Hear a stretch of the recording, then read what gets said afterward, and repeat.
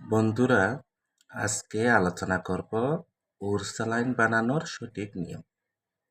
প্রথমে ভালো করে হাত সাবান দিয়ে ধুয়ে ফেলতে হবে। তারপর একটা পরিষ্কার পাত্রে বা বোতলে আধা লিটার পরিষ্কার এবং বিশুদ্ধ পানি নিতে হবে। তারপর একটা উরসালাইনের প্যাকেট কাঁচি দিয়ে কেটে এই বোতলে আধা লিটার পানির বোতলে পুরো প্যাকেট ওরসালাইন, দেখুন এভাবে পুরো প্যাকেট ওরসালাইন পুরোটাই দিতে হবে। পুরোটা ওরসালাইন এখানে বারোটা দেওয়ার পর ভালো করে মিশ্রণটা সম্পূর্ণ করতে হবে। সবগুলো